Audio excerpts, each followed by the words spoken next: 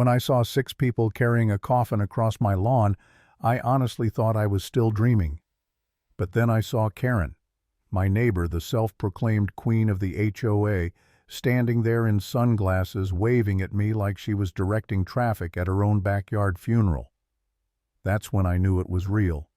And by the time I locked that gate and stopped them cold, the entire neighborhood thought I'd just declared war on the dead. I live on a quiet stretch of land a little outside the Oak Ridge Estates neighborhood. My property's older, bigger too, and technically not under the HOA's jurisdiction. But that's never stopped Karen from trying to act like it was. She's the type who measures grass with a ruler and writes friendly notices that sound more like court summons. We'd had our run-ins before, but nothing like that morning. It started peaceful. I had a cup of coffee in my hand, the air was cool, and I was heading out to fix the latch on my gate. Then I heard engines. Slow ones. A low rumble followed by the faint sound of organ music. I thought maybe someone was filming something. Karen loved her community events. But as I stepped closer, a black hearse rolled onto my driveway, followed by cars flashing their hazards. People dressed in black got out, setting up chairs, unloading coolers like this was some kind of picnic. And right in the middle was Karen, clipboard in hand, pointing at my pond. "Morning," she said, smiling like I was her landscaper. "We'll be out of your way by noon." I blinked. "You're setting up what exactly?" "The service," she said cheerfully. "It's for my uncle. He loved the view, so peaceful, don't you think?" I looked around at the folding chairs, the reserved for family only sign. Someone was hammering into my grass, and my pulse started to climb. "Karen," I said carefully, "you can't do this here. This is my property." "Oh, relax," she said, waving me off. "We'll clean up after. You won't even notice." That was the thing about her. She truly believed the world revolved around her clipboard. But when the hearse driver opened the back door and I actually saw the coffin, something inside me snapped.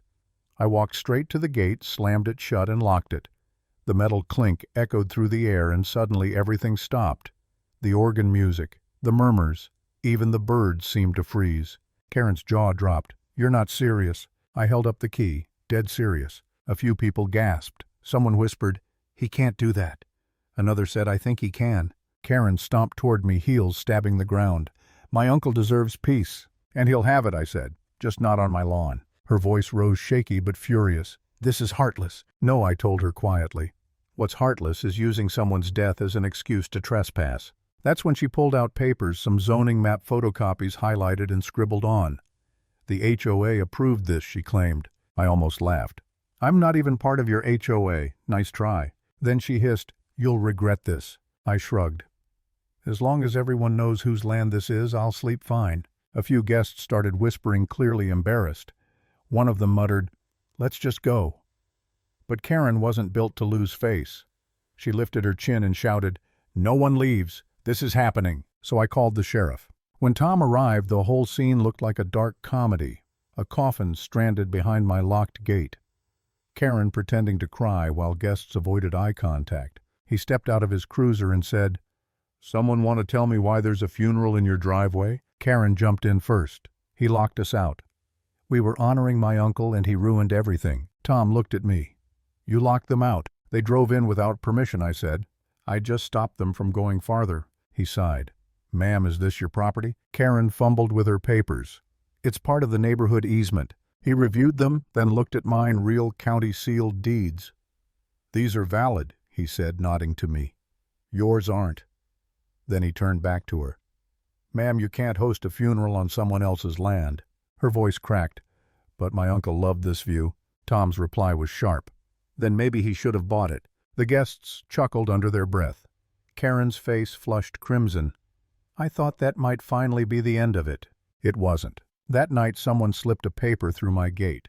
This property under HOA review for community use authorization. Fake, of course. The next day the sheriff called. Karen had filed a complaint claiming I'd violated her family's religious rights. For the first time I started to doubt myself. Maybe I'd overreacted. Maybe I could have just let them have their hour and been done with it. I sat on the porch staring at the pond, wondering if I was turning into the villain she said I was. But then I remembered the years of her small favors, parking her RV across my fence line, hosting her son's graduation in my driveway, always assuming I'd say yes. And I realized if I gave in again, I'd never stop giving. That was the moment I decided to fight back. A few days later, she showed up again. This time not with a coffin, but with a banner. Shame on the man who mocked the dead. She had neighbors with her cameras rolling even tripods. It wasn't a protest, it was a performance. I walked out slowly, handed her a letter from the county confirming once again that my land was private. If you step past this gate, I told her, you're trespassing. She smiled that fake, sweet smile. You can't hide behind paperwork forever. The community deserves transparency. I looked her dead in the eye. Transparency about what? Your lies. She pointed toward the pond.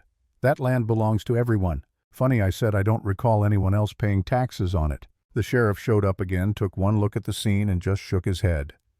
All right, folks, show's over. Karen tried to argue, claiming freedom of assembly, but even the neighbors started drifting away embarrassed. She spat as she left. We'll see what the courts say. And she meant it. Over the next week, I had inspectors, tow trucks, even a man claiming to represent the HOA showing up with fake notices. Every single one traced back to her. I could feel her trying to exhaust me, paperwork noise, endless harassment. And I'll admit it worked. There were nights I sat in the dark, too tired to care. I thought maybe I should just sell the land, move somewhere quiet. But the thought of her winning, of her standing here with that smug smile, lit something inside me again. I wasn't fighting just for the land anymore. I was fighting for peace. So I started documenting everything, every visit, every sign, every letter. I even installed new cameras. When she sent a drone over my property, I filmed her filming me. Then I compiled it all, footage of her protests, the fake papers, the forged letters, and titled it, The Truth About Karen's Funeral. I didn't post it right away. I waited. When she finally crossed the line again, filing an official contamination claim against my pond, I released it. Within 12 hours, the video went viral. Millions of views. Headlines calling it the most Karen thing ever. People couldn't believe someone had tried to stage a funeral on private property. Karen's name became a meme overnight, but that humiliation didn't stop her, it made her dangerous. She filed a lawsuit for emotional damages. Her lawyer showed up at my gate, embarrassed to even hand me the papers. Between you and me, he said she doesn't have a case, but she wants a show. So I gave her one. At the hearing, her attorney waved around old maps and accused me of defamation.